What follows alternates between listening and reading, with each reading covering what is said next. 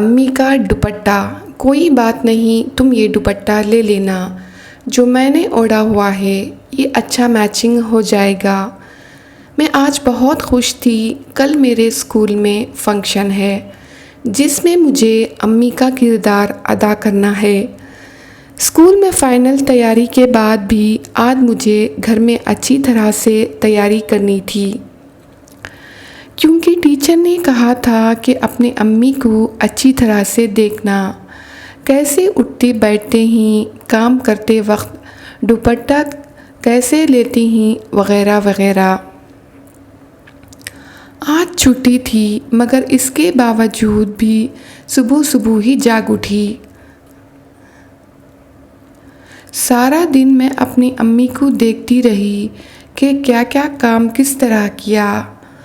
رات کو اچانک یاد آیا کہ مجھے جو کپڑے کل پہنتے ہیں اس کا دوپٹہ ہی نہیں تھا۔ میں نے پریشان ہو کر امی سے کہا تو انہوں نے تسلی دی، کوئی بات نہیں، تم یہ دوپٹہ لے لینا جو میں نے اوڑھا ہوا ہے، یہ اچھا میچنگ ہو جائے گا۔ یہ دوپٹہ، میں ایک دم پریشان ہو گئی۔ کیوں، کیا ہوا؟ امی نے پوچھا تو میں نے کہا، نہیں کچھ نہیں، بس میں سونے جا رہی ہوں۔ میں بستر پر آ کر لیٹ گئی مگر نیند میری آنکھوں سے کوسوں دور تھی۔ میری آنکھوں میں صبح سے اب تک کی امی کی مصروفیات چل رہی تھی۔ صبح امی نے دھلا ہوا دوپٹہ لیا اور کچن میں آ گئے۔ ناشتہ بناتے بناتے امی نے جتنی بار ہاتھ دھوئے اسی دوپٹے میں خشک کیے، پھر برتن دھونے کے بعد بھی دوپٹہ سے ہی ہاتھ پونچھے۔ کھانا پکاتے اور روٹی بنانے میں گرمی کی وجہ سے چہرے پر آیا ہوا پسینہ صاف کرنے میں بھی دوپٹہ ہی کام آیا۔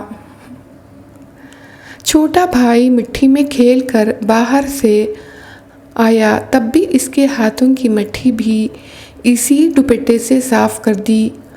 گرم پتیلی چولہے سے اتار کر ایک طرف رکھی تو وہ بھی دوپٹہ سے ہی پکڑ کر عورتوں اور منی کی بہتی ہوئی ناک بھی کتنی ہی مرتبہ دوپٹے کے کونے سے صاف کر دی۔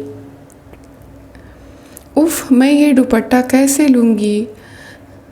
میں یہ سوچتے سوچتے سو گئی۔ صبح جب میں اٹھی اور اسکول کے لیے تیار ہو کر باہر آ گئی تو سامنے ہی امی کا دوپٹہ دھلا اور استری کیا ہوا رکھا تھا۔ پتہ نہیں امی نے یہ کب دھویا اور استری کیا۔ میں نے سوچا اور خوشی خوشی دوپٹہ لے کر اسکول چلے گئی۔